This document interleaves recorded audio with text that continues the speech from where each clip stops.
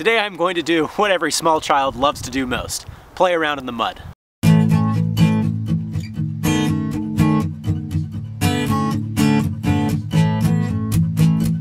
Hey everybody, so today, or better put over the next couple of days because it's going to take a little bit of time, we are going to turn this into this. On the right there, you have dirt. Now this is just ordinary dirt. It's been turned over with a shovel a few times, but all it is dirt. And by the end of this process, it is going to be clay. The kind of clay you can make into jars, the kind of clay you can make into pinch pots, the kind of clay that you can make into anything that you could make with pottery. Before we jump into that process though, I want to talk a little bit about dirt. The thing that surrounds us, the thing upon which all of our lives rest. So, dirt. A little while ago, Other Joseph made this really awesome video about how everything in the world is made of dirt. I'm linking to that right here so that you can check it out. Dirt is one of those things that we often take for granted even though it's all around us. And it's also something that's a little bit more difficult to define precisely than you might think, considering the fact that you can identify it pretty easily. Instinctively, when you see dirt, you just know that it's dirt.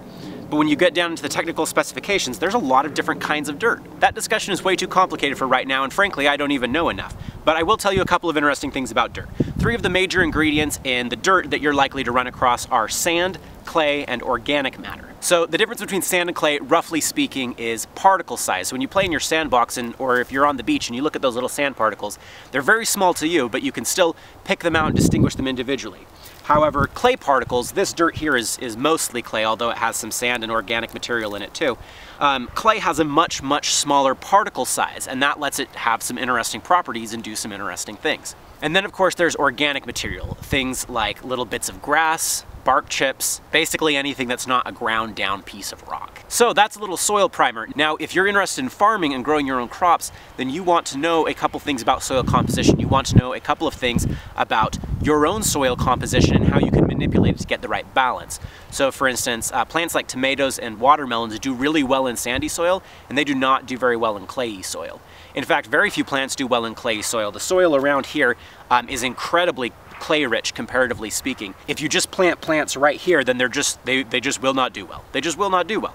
So what you would want to do with the soil is to add a ton of organic material. You would add manure, you would add bark chips, you would add compost, and what that will do is loosen the soil and make it so that the plant's roots can actually grow, and it's not like they're growing through concrete, which is fundamentally what packed clay feels like to a plant. Anyway, away from gardening and onto pottery. It is the clay here that we are so interested in, and what I am going to do right now is show you how you can extract the clay out of the soil and end up with pottery clay.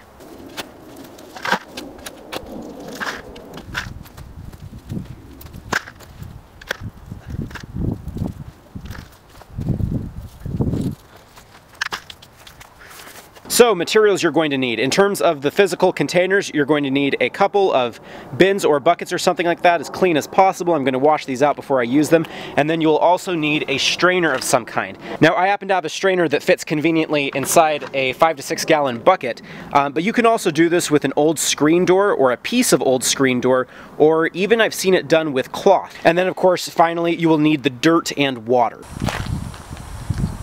Okay, so here's where the magic happens. We are going to take this bucket of dirt and we are going to turn it into a bucket of mud. And now I'm going to mix it around and try to break up clods. The reason for this is because, remember, one of the things that makes clay is the particle size. The clay particles are small enough that they'll be suspended in the water, whereas other things like organic material, this grass here, and little pebbles and rocks and sand even, won't suspend themselves in the water. Instead, they'll just sink down to the bottom. So the overall process here is letting the clay suspend itself in the water, and everything else will be strained out that's too large. Incidentally, I'm using the word suspended in its technical sense. In chemistry, there's a difference between what's called a solution and a suspension. A solution is where one material is dissolved entirely into another material. So if, for example, if you put sugar inside a glass of water, then what you end up with is a solution. It's totally dissolved. It dissolves. What we're dealing with here is something called a suspension, where the particles are too large to be dissolved, but small enough to float in the fluid. Next, you're going to pour that mixture through the strainer a little bit at a time.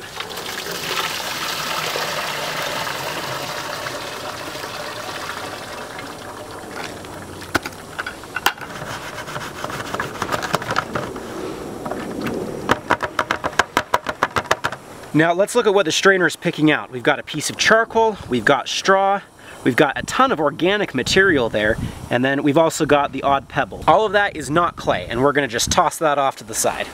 And now that the filter's clear, we're going to pour a little bit more through.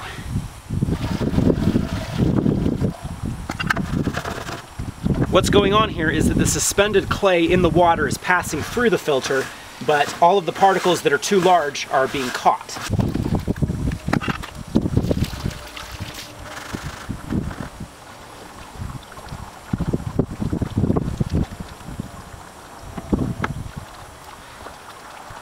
Essentially what this is a process of refining.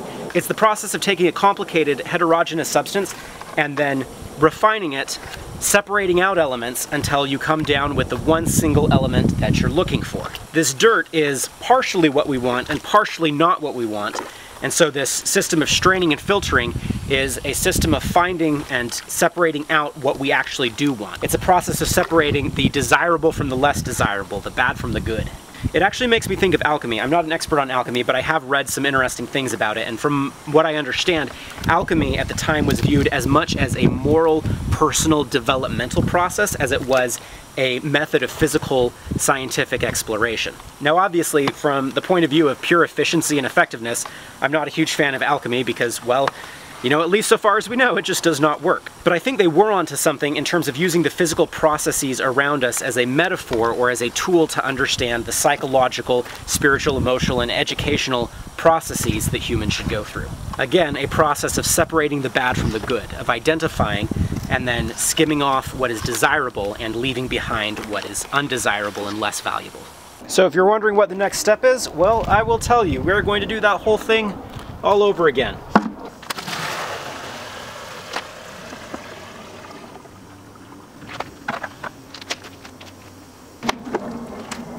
Okay, so we've run our clay water suspension through the filter twice, and although we haven't done a perfect job, there's still a little bit of gunk in there, this is probably going to be good enough. And now there is one final step, and that is to do nothing. Remember what we've got going on here. We have fundamentally a suspension of clay particles in water. But remember, suspension is not the same thing as a solution. The particles haven't actually dissolved into the water. Instead, they're just kind of floating in there. So what happens if you leave these buckets be for a while is that the clay gradually, slowly settles out of the water and down to the bottom of the bucket. And so what we'll actually end up with is nearly pristine water on top, and then clay clumped down at the bottom. So I'm going to put these in a safe place and we will come back to them in a day or two. Okay, so here are the buckets. It's been about 4 days. Over here on the left bucket, there's that dark band at the bottom. That's all the clay that's settled to the bottom. The right bucket isn't quite as translucent, and so you can't see whether or not the clay is settled to the bottom, but presumably that's working, and we're going to check on it in just a second.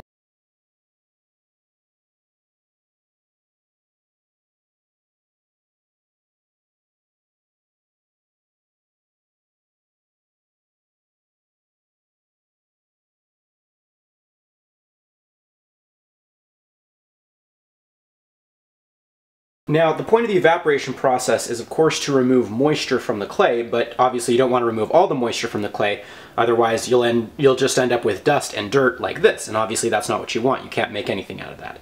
So there's kind of a happy medium, there's a balance to be found. And even chunks like this, I would say, are probably a little too dry.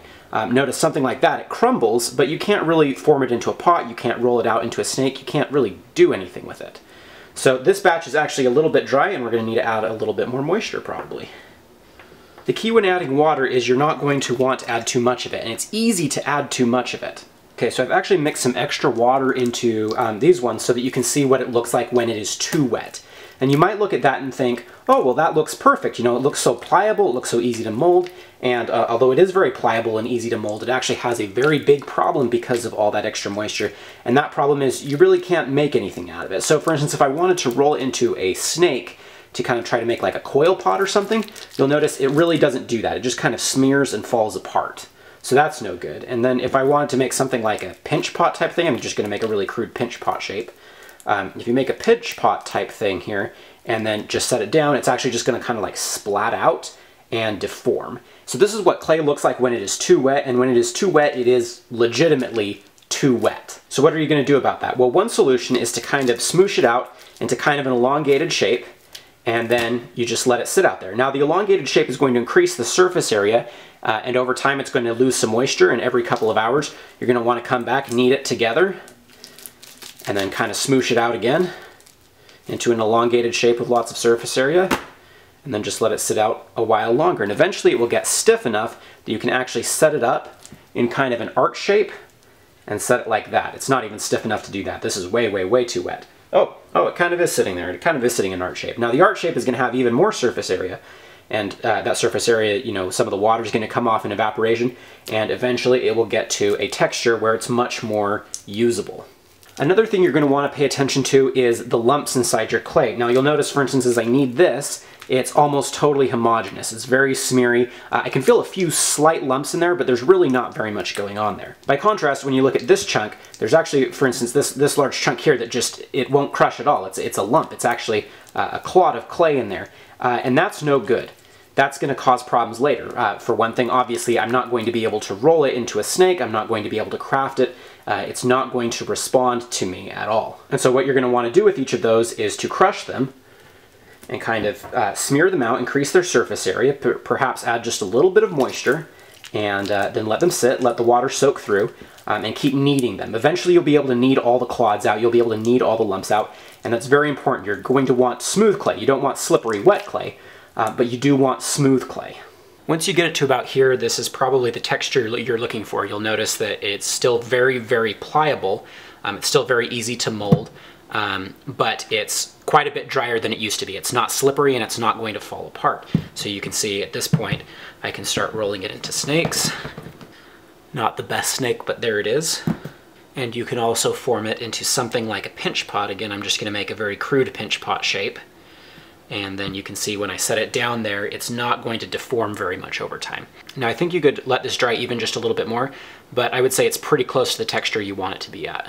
Also, unless you want to make something right now after having processed the clay, you're going to want to find a way to store it. I find that a great way to store it is just in a plastic bag. The plastic bag prevents almost all of the evaporation, and when you're ready to actually use it, you can pull it out and continue molding. We've actually tried firing this kind of clay before and it went pretty well, so this really is a thing you can do that works. We'll be making more stuff out of it soon too, including, hopefully, a crucible for casting bronze. If you want to see more of our videos, subscribe and check back soon, and if you'd like to donate to our channel, you can do that at goodandbasic.com. Thanks for watching, we will see you next time.